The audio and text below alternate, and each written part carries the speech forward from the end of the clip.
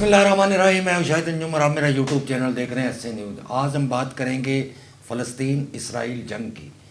جس طرح سے اسرائیل کی طرف سے جو ہے وہ نہتے فلسطینیوں پر جو ہے وہ حملے کیے جا رہے ہیں، اور خاص طور پر جو بمباری ہو رہی ہے غزہ اور اس کے اطراف میں، اور لبنان کا بارڈر جو ہے وہاں پر جس طرح سے بربریت کا سلسلہ جاری ہے. اس میں آپ نے بہت سارے لوگوں سے جو ہے وہ ان کی فوٹیج بھی دیکھی ہوگی، جس طرح سے ظلم کی انتہا ہو رہی ہے. ہمارے پاس بھی کچھ اس حوالے سے جو ہے وہ نیوز موجود ہیں، اور ہمارے ایک سینئر کراسپونڈنٹ جو کہ اس وقت وہاں موجود ہیں لبنان کے اور اسرائیل کے بارڈر پر، ابھی ہم نے ان سے بھی رابطہ کیا ہے تاکہ ہمیں جو ہے وہ صورتحال کی سنگینی کا پتہ چل سکے.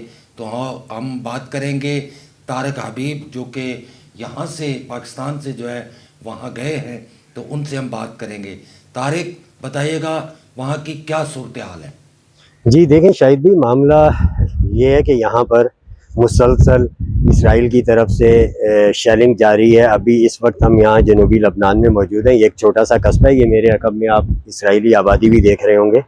یہاں سے اس قصبے پر شیلنگ کا سلسلہ جاری ہے. اسی طرح یہ 128 کلومیٹر طویل سرحد ہے اور اس میں 13 مقامات ہیں. ان 13 مقامات پر جو ہے وہ اسرائیل کی جانب سے شیلنگ کا سلسلہ جاری رہتا ہے. جواب میں حزب اللہ کی جانب سے راکٹ اور میزائل فائر کیے جاتے ہیں.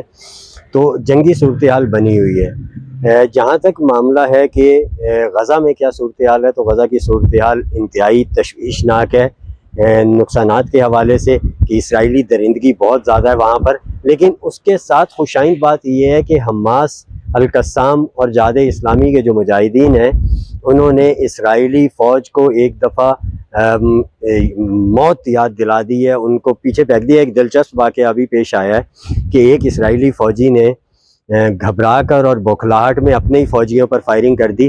وہ غزہ اس بٹالین کا حصہ تھا جو غزہ میں داخل ہونے کی کوشش کر رہی تھی. اس کی وجہ سے کئی فوجی زخمی اور کئی مارے گئے ہیں.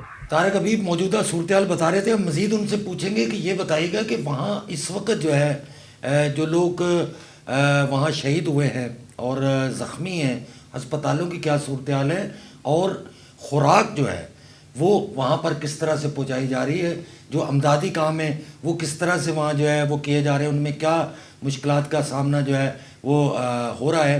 اور اس کے ساتھ ساتھ آپ یہ بھی بتائیں کہ جو حملے ہیں وہ کس طرح سے کیے جا رہے ہیں.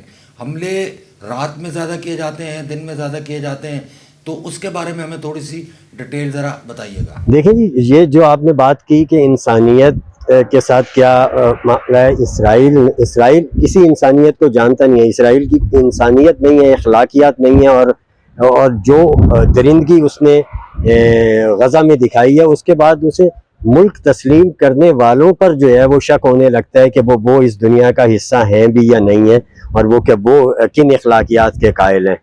غزہ میں اس وقت پانی، بجلی کی صورتحال بحران کی شدت اختیار کر گئی ہے. وہاں اشیاء ضرورت جو ہیں وہ ناپید ہو چکی ہیں. وہاں پر لوگوں کا ایک دوسرے سے رابطہ ختم کرنے کی کوششیں کی جا رہی ہیں. انٹرنیٹ کنیکشنز، دیگر کنیکشن سب ختم کر دیے گئے ہیں. سب سے بڑی درندگی یہ ہے کہ غزہ میں اسپتالوں کو نشانہ بنایا جا رہا ہے. 40% اسپتال مکمل طور پہ تباہ کر دیے گئے ہیں، باقی جو ہے وہ ڈیمیج کیے گئے ہیں. اور جو سب سے بڑا اسپتال القدس تھا، پہلے اسرائیل نے کوشش کی کہ اس سے متصل بلڈنگز کو تباہ کر کے وہ وہاں پہ خوف و ہراس پیدا کرے اور لوگوں کو چھوڑنے پہ مجبور کرے. لیکن جب لوگ وہاں سے نہیں نکلے، کیونکہ وہاں پہ زخمی بھی ہیں، وہاں پہ مریض بھی ہیں، اور وہاں پہ وہ متاثرین بھی ہیں جن کے گھر بار تباہ ہو گئے ہیں، اور وہ بچے اور خواتین وہاں پہ آ کر پناہ لیے ہوئے ہیں. تو شاید بھی یہ ایک بہت بڑا انسانی المیہ جنم لے رہا ہے. دنیا کی اس پہ خاموشی ایک مجرمانہ غفلت ہے. دیکھتے ہیں ہم دنیا کب جاگتی ہے. طارق حبیب ہمیں بتا رہے تھے کہ وہاں پر جو ہے وہ خاص طور پر اسپتالوں پر بمباری کی جا رہی ہے، اور جو کھانے پینے کی اشیاء ہیں اس کو بھی جو ہے وہ روکا جا رہا ہے. لہٰذا صورتحال کافی کشیدہ ہے، اور اس پر جو ہے عالمی جو ہمارے ادارے ہیں ان کو اس پر جو ہے وہ غور کرنا چاہیے تاکہ معاملات جو ہیں وہ ٹھیک ہو سکیں. ملتے ہیں مزید ولاگ کے ساتھ. دیکھتے رہیے ایس اے نیوز. اللہ نگہبان.